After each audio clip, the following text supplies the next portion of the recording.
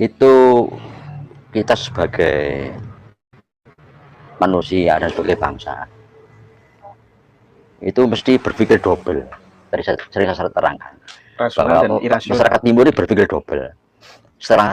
Selain berpikir rasional juga irasional, itu pasti, karena ini sudah menjadi karakter dasar. Jadi bahasa Jawa itu lagean, kebiasaan begitu. Sehingga di samping ini ada penjelasan tentang kejadian itu secara rasional, mungkin masalah geologi, masalah astronomi, juga ada sesuatu yang irasional. Ada apa maksudnya Tuhan membuat demikian dan sebagainya. Nah, tapi satu hal yang kita ini kadang-kadang tidak kita miliki, tapi dimiliki bangsa lain, paham sejarah bangsa. Ini, kalau saya melihat Cina tidak khawatir dengan kejadian ini, karena Cina sangat paham kepada bangsanya, sejarah bangsanya, sangat paham. Dulu apa pernah kejadian seperti ini? Terus bagaimana cara mengatasi itu tahu. Dia juga di negara-negara seperti Eropa, di Arab, di India itu paham. Cuma kita yang tidak paham secara kita. Ini yang menjadi problem ya bagi kita secara nasional. Kita ini satu bangsa yang tidak paham pada sejarah bangsanya, sehingga tiap terjadi sesuatu tidak tahu kita harus berbuat apa. Ini karena kalau kita tarik ke belakang, semua itu siklus pernah terjadi. Contoh ya, kenapa di Cina itu banyak tabib ahli obat-obatan yang sifatnya itu yang sekarang sudah obat-obatan medis ya Cina itu ya. Yang dulu kan non medis, ramuan. Karena di Cina itu panjang masa itu di gelombang penyakit itu luar biasa. Terbanyak dunia bangsa yang diserang penyakit itu Cina. Zaman-zaman Lao Tse, terus Konfusius itu zaman penyakit, sehingga muncul tabib-tabib itu, karena gelombang penyakit itu luar biasa. Nah, kita itu nggak tahu kenapa kok ada gerakan ya, bukan gerakan untuk belajar sejarah, gerakan untuk tidak belajar sejarah. Ada gerakan untuk kita tidak paham sejarah. Nah, ini yang aneh. Ini yang harus kita atasi. Kita harus paham sejarah, sehingga tiap terjadi sesuatu kita ini paham bagaimana cara menyelesaikan itu, karena itu dulu pernah terjadi. Nah, seperti ada unen-unen begini, wong Jawa kari separuh, ono ya kan ada. Iya, Cino Londo kari sejudo. Ono mana Cino Gragilo. Nah, kita menunggu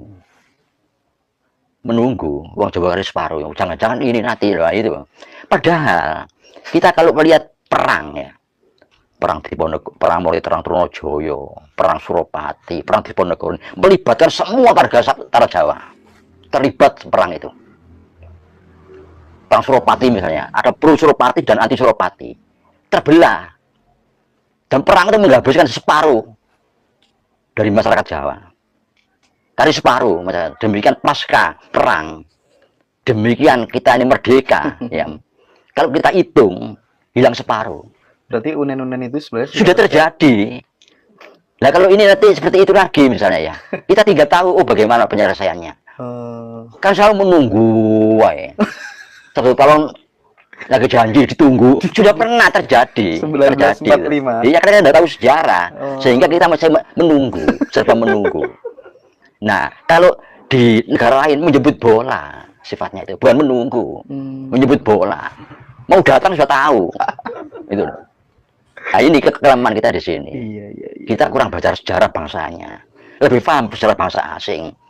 Kalau di bahasa asing terjadi sesuatu, kita bisa meramal. Coba lihat komentator tuh di TV itu. Ada ahli Timur Tengah, ahli Eropa, paham ya. Coba bahasa sendiri, tidak tahu. Sampai pengamat Timur Tengah yang mengatakan kita di bahasa baru, loh. Anda ini siapa? Kok lebih apa sejarah bahasa lain? Sejarah bangsa kok tidak apa dari bahasa yang baru. Nah, ini kelemahan kita di sini. Makanya kita mari bersama-sama belajar sejarah bangsa, sehingga apapun yang terjadi itu kita tahu. Ditarik ke belakang, pernah terjadi begini, penyelesaiannya begini. Kan gitu saja. Nah, itu yang jawaban saya kalau Jadi boleh kami sampaikan. bagi Cina sendiri yang memang sudah paham histori atau sejarah bangsanya, itu sesuatu hal yang sudah biasa karena Iya, mereka tahu cara mengatasi. betul. Betul. Jadi kalau kita paham siapa diri kita sebenarnya, kita tahu bagaimana cara untuk menyelesaikan sebuah permasalahan bangsa sebenarnya, ya Mbak ya. Sisa daripada peristiwa masa kuno dulu, kata-kata itu masih ada, tapi berbentuk kata-kata, berbentuk kalimat-kalimat yang terpotong-potong. Seperti contoh ya, tiji tibe. Mati siji. Nah itu kan mati sudah kabeh. kepepet kita ini mengalah. Demikian sudah kepepet, sudah keterlaluan, sudah ada kata-kata begini, mati besok ngenteni apa, mati saiki susu apa. Nah, ini kata-kata ini muncul dari mana? Mati besok ngenteni apa, mati saiki susu apa. Nah ini kata-kata sudah kepepet, sudah berani, sudah mentalnya naik, adrenalinnya naik gitu. Itu kebiasaan dulu begitu, kalau sudah kepepet gitu. Timbul kayak apa, kita tidak damai tapi tidak kemerdekaan. Lo damai mau aku seneng, lagi diganggu wani mati. Nah ini kan kata-kata ini apa ya, satu menggugah mental, mengangkat mental kita karena sudah kepepet. Nah jadi kita punya satu ajaran yang menjaga diri kita, namanya ilmu pertahanan. Kita punya, coba dipancing, digugah terus sejarah itu, diduda terus, ketemu di situ. Lahir duduk karena BDW, mati duduk karena BDW. Ini karena sapa iki? Ya sudah, karena yang membuat, monggo. Nah, kita ragai lah, kita punya. Yang sewu dari sperma dan kandung telur ibu. Hanya karena dibagi makan terus sehingga menjadi dewasa. Sedangkan hidup kita dari Tuhan, sudah selesai.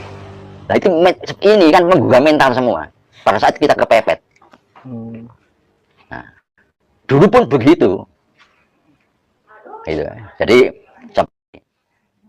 takut pada ketakutan. Jadi jangan sampai ketakutan gitu, maksudnya gitu loh. Kita orang biasa loh ya, ndak dobrioso, terus apa namanya itu namanya sombong itu, apa namanya? Kabur enggak. Ya kita biasa saja, orang biasa yang berusaha. Tapi kita lihat sejarah, kita tahu ada kata-kata mutiara yang bagus yang muncul akibat proses sejarah itu yang kita pakai. Gitu. Saya pengen ada satu narasi khusus barangkali yang berangkat dari sejarah.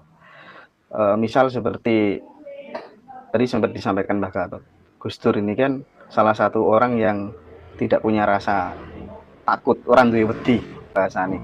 Tapi ketika ditanya sama wartawan, sampean enggak punya rasa takut, Gus? Gus Dur menjawab, saya punya satu ketakutan. Katanya takut sama ketakutan itu sendiri. Nah, barangkali ada nggak satu kisah yang lain gitu, Mbah, yang itu bisa paling nggak menenangkan teman-teman lah gitu. Ya, kepasrahan itu. Kepasrahan itu juga bentuk sikap mental dan fisik pada saat kita mestinya tidak perlu menunggu kejepit, menunggu kepepet, dibiasakan. Medi tadi, kepasrahan total itu. Namanya total ya. Sudah. Namanya kepasrahan total gimana? Jadi sepertinya siap mati itu. Iya. Itu yang bekal dari nenek moyang kita, yang diberikan pada kita, yang sangat berharga. Iya. Tadi saya sudah apa tuh namanya? Tadi saya sudah buat dialog khusus dengan Mbah Gatot. Ada 4 cerita yang sangat inspiratif yang insya Allah itu akan menjadi penenang bagi teman-teman semua, dan itu semuanya berangkat dari sejarah kisah nyata. Insya Allah bisa kita tarik konklusi sendiri. Insya Allah besok malam akan coba kita naikkan. Teman-teman sabar menunggu.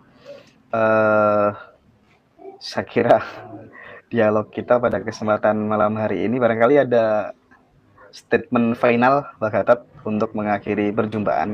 Dengan cara kita sendiri, dengan bercermin pada sejarah kita sendiri, gitu loh. Jangan pada bangsa lain, tidak ada. Jadi sesuai dengan alam kita, leluhur kita itu terproses dalam sejarah. Tiap permasalahan pasti ada di sini. Jangan diselesaikan dengan cara bangsa lain menyelesaikan, bangsa lain itu sesuai dengan alam mereka. Alam mereka tidak sama dengan alam kita. Tidak ketemu jadinya.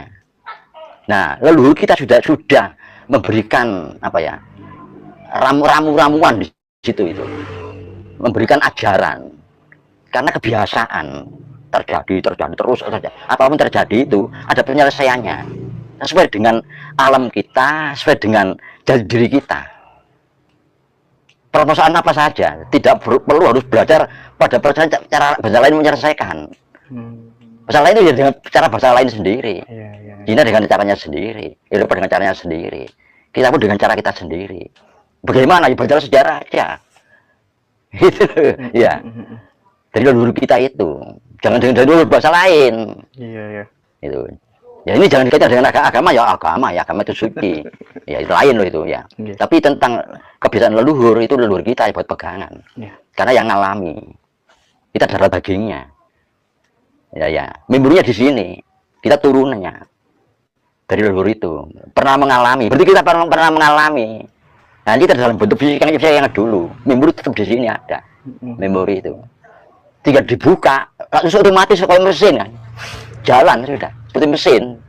Karena memori kita buka, kalau kita tutup leluhur kita abaikan, kita jelekkan, kita jatuhkan leluhur kita, memori nutup, ya sudah tidak ketemu jalan, cari kemana? Kalau memorinya di sini semua.